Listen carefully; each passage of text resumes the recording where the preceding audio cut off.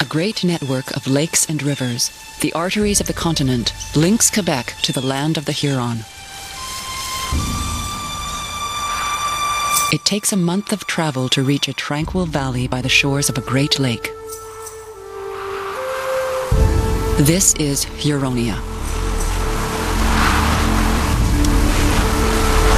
The first Frenchman to go there is just 18 years old. Etienne Brûlé is one of the survivors of the terrible winter of 1609. A year later, Champlain sends him to the Huron in exchange for one of their young men. This is another building block of their alliance. I was forced to stay all winter, waiting for company and escort. I took this opportunity to explore the country and to visit the neighboring tribes. Brûlé is welcomed, taught the Huron language and way of life.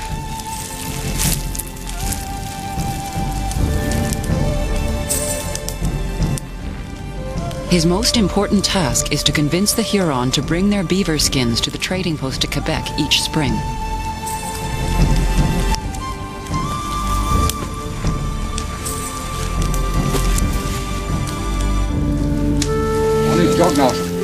After having spent some time with these savages, I determined to withdraw to our settlement. And taking leave of them, I promised to introduce them to the French. I would return as soon as I could.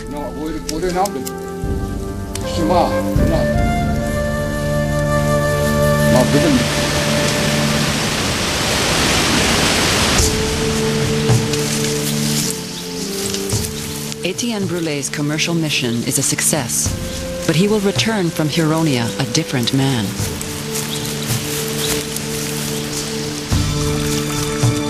On the 13th of June, 200 Indians brought back Etienne Brûlé, who came back dressed like an Indian. He was well pleased with the treatment he had received. He explained to me all that he had seen during the winter and what he had learned from them. He had learned their language very well. Other young men follow him: Duvernay, Desmarais, Jean Nicolet. Guided by their Indian allies, they travel through the lakes and rivers, learning more about the lands to the west. The trading system of the Huron and the French now reaches into the heart of the continent. Before long, the little outpost at Quebec is receiving 15,000 beaver skins a year. The Indians are satisfied too.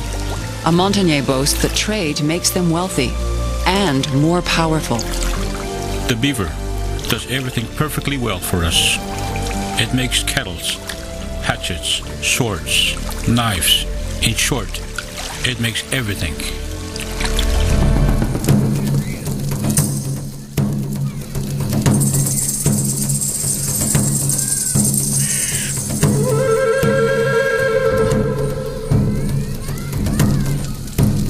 In 1615, Champlain visits Huronia, discovering a complex and fascinating society.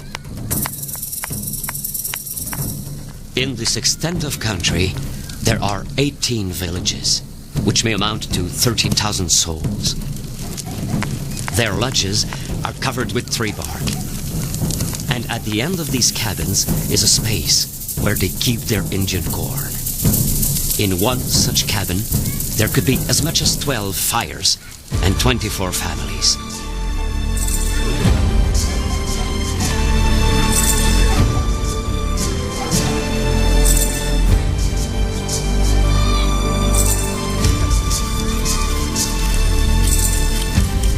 As he comes to know the Huron better, Champlain decides they can be more than commercial and military allies. I realized that it would be a great sin if I did not devise some means of bringing them to the knowledge of God. To attain this end, I looked for some good friars with zeal for the glory of God. The Récollets are the first to bring word of the Christian God into the Canadian forest. One of them, Gabriel Sagard, is astonished by the Huron reaction to the French. They have such a horror of the beard that sometimes when they try and insult us, they call us sesco inronte, that is to say bearded. Moreover, they think it makes people more ugly and weakens their intelligence.